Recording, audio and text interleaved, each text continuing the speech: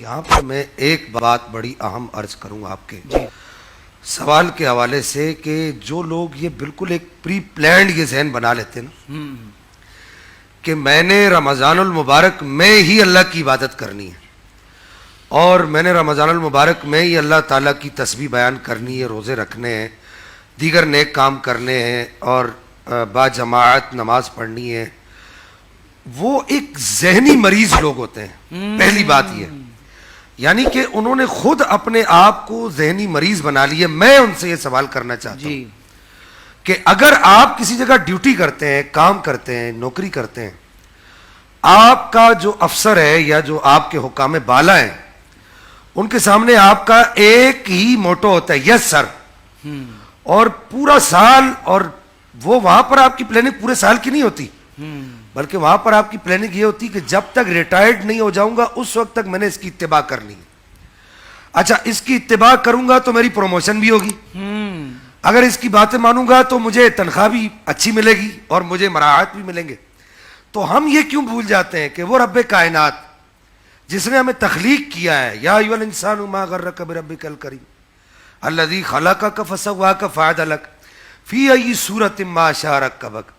اور پھر کتنا اللہ تعالیٰ نے انسان پر کتنا کرم کیا کہ کہا کہ انسان مخلوق تو میری اور بھی ہے، اور بھی میری جو ہے تخلیقات ہیں، لیکن تو ایک خاص ہے کہ جس کے لیے وہ کہتا ہے لقد خلقنا الانسان فی احسن تقویم. اور بلکہ اگر آپ اس طرف چلے جائیں، سورہ مؤمنون کی طرف چلے جائیں، تو اللہ جل مجد الکریم انسان کی تخلیق کے سارے مراحل بیان کرتا ہے. لقد خلقنا الانسان من سلالۃ من طین ثم جعلناه نطفة في قرار مكين ثم خلقنا النطفة علقة فخلقنا العلقة مضغة فخلقنا المضغة عظاما فكسونا العظام لحما فتبارک اللہ احسن الخالقین. تو اللہ جل مجد الکریم ایک نزلے کے قطرے سے لے کے اور انسان کی گوشت پوست بننے تک اور فہم و فراست آنے تک، اور پھر یہاں تک اللہ تعالیٰ ارشاد فرماتا ہے کہ میں نے تجھے اتنی طاقت دی ہے اور اتنی ہمت دی ہے کہ ایک دیکھیے، ایک ہے انکشاف، ایک ہے فراست اور ایک ہے فہم. کہ فہم کیا ہے کہ اگر آپ مثال کے طور پہ کوئی آدمی اسپیڈ سے گاڑی چلاتا وہ جا رہا ہے، بڑی اسپیڈ سے جا رہا ہے، تو آپ کو یہ بات سمجھ آئے گی کہ یار یہ اسباب ایسے ہیں کہ اللہ نہ کرے اس کا ایکسیڈنٹ ہو جائے گا. اور ایک ہے فراست.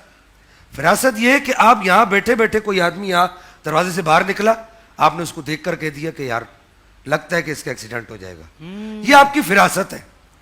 اللہ تعالیٰ نے انسان کو یہ فراست بھی عطا فرمائی، فہم بھی عطا فرمایا.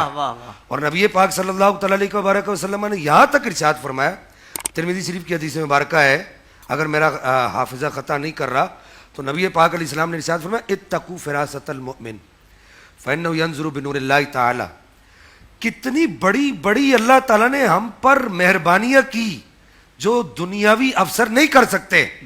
اور دنیاوی افسر کیا کرتا ہے؟ آپ کا جو اعلیٰ جو افسر ہے وہ کیا کرتا ہے؟ وہ صرف آپ کو تنخواہ دیتا ہے یا آپ کو ایک اچھا گھر لے کے دے دے گا. جب آپ کا وقت ختم ہوگا،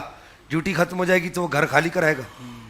لیکن اس کے باوجود آپ اس کے ساتھ پورا ایک یہ پلاننگ کرتے ہیں کہ میں نے اس کے ساتھ رہنا ہے، اس کی بات ماننی ہے، جیسے یہ کہے گا ویسے کرنا ہے. اور بلکہ جو ہمارے کچھ ادارے تو ایسے ہیں، میں نام نہیں لیتا، وہاں تو یس سر کی پوری تسبیح پڑھائی جاتی ہے. تو جب تم اپنے اداروں کے ساتھ یس سر کی تسبیح پڑھ رہے ہو، اپنے افسروں کے ساتھ یس سر کی تسبیح پڑھ رہے ہو، تو وہ رب کائنات جس کی بارگاہ میں تم سجدہ ریز ہو کر کہتے ہو سبحان ربی الاعلی، اللہ سبحان ربی الاعلی، پاک ہے میرا وہ پروردگار جو سب سے بڑا بادشاہ ہے، سب سے بلند ہے. رکوعات میں تم کہتے ہو سبحان ربی العظیم، سبحان ربی العظیم، پاک ہے میرا وہ پروردگار جو عظمت والا ہے. اس کی عظمتوں کا اعتراف بھی کر رہے ہو، اس کی علو مرتبت کا اعتراف بھی کر رہے ہو، اس کی قدر کا، اس کی شان کا اعتراف کرنے کے باوجود یہ بغاوت نہیں ہے تو اور کیا ہے کہ یہ تم ایک پورا پلان بنا کر بیٹھ گئے ہو کہ جی میں نے صرف رمضان میں اس کی فرما برداری کرنی ہے اور رمضان المبارک کے بعد نہیں کرنی. اپنے آپ کو اب یہ امام ربانی مجد الفسانی شیخ احمد سرخدی میں اکثر جب بھی میں آپ کے پاس آتا ہوں یا کہیں بھی جاتا ہوں میں عرض کرتا ہوں کہ عالم دو طرح کے ہوتے ہیں. ایک وہ عالم ہوتا ہے جو 2 in 1 ہوتا ہے، اور ایک عالم وہ ہوتا ہے جو 1 in 1 ہوتا ہے. تو 1 in 1 آپ ہمیں سمجھ لیجئے، 2 in 1 شاہ صاحب قبلہ اس طرح کے علماء ہوتے ہیں کہ اللہ تعالیٰ فراست بھی عطا فرماتا ہے، روحانیت بھی عطا فرماتا ہے، امام ربانی ان لوگوں میں شامل ہیں کہ اللہ جل مجد الکریم نے جن کا روحانی مقام اتنا بلند فرمایا کہ جس کو ایک نگاہ ڈال دے اس کو رب کائنات کی تجلیات سے آگاہ کر دیتے ہیں۔ آپ نے فرمایا کہ رمضان تیرے پورے سال کی کسوٹی ہے، رمضان تیرے پورے سال کی چھنی ہے، اگر تو یہ پورا سال اچھا گزارنا چاہتا ہے تو رمضان کو اچھا گزار۔ یہ نہیں کہا بزرگان دین جیسے شاہ صاحب نے کہا کہ ہمارے بزرگوں کے جو نقش قدم ہے وہ یہاں پر موجود ہے، کہ یہ نہیں کہا بزرگوں نے کہ رمضان جو ہے بس اچھا گزار، نہیں،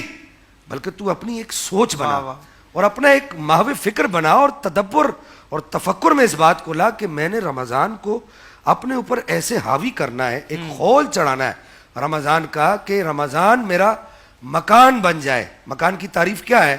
کہ وہ چیز جس کے اندر آپ بالکل چھپ جائیں۔ تو رمضان کے اندر جب آپ چھپ گئے، اللہ کی رحمتوں کے اندر چھپ گئے، اور کتنی بڑی بد نصیبی ہے،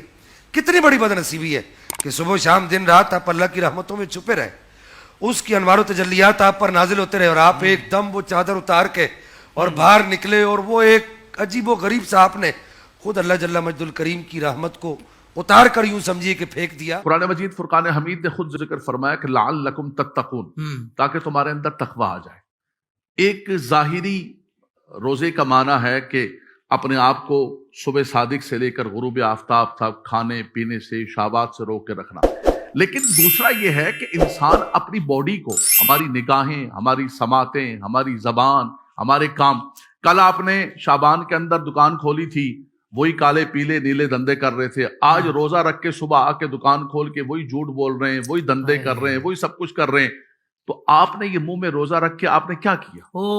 اللہ کے نبی صلی اللہ علیہ وسلم نے فرمایا من لم یدع قول الزور والعمل به فلیس للہ حاجۃ ان یدع طعامہ وشرابہ۔ فرمایا تم نے کھانے پینے کو تو چھوڑ دیا لیکن جھوٹی بات کو نہیں چھوڑا، جھوٹے دندوں کو نہیں چھوڑا، جھوٹی گواہی کو نہیں چھوڑا۔ تو یہ صرف ہمارے منہ کا روزہ نہ ہو، گزارش کی جاتی ہے کہ اگر آپ ہمارے چینل پہلی بار دیکھ رہے ہیں اور ابھی تک آپ نے ہمارا چینل سبسکرائب نہیں کیا تو آپ ہمارا چینل ضرور سبسکرائب کر لیں اور ساتھ ہی لگے بیل کے بٹن کو بھی پریس کر لیں تاکہ آپ کے پاس فیوچر میں ہماری اپلوڈ ہونے والی مزید اسلامک معلوماتی ویڈیوز کا نوٹیفیکیشن بر وقت ملتا رہے۔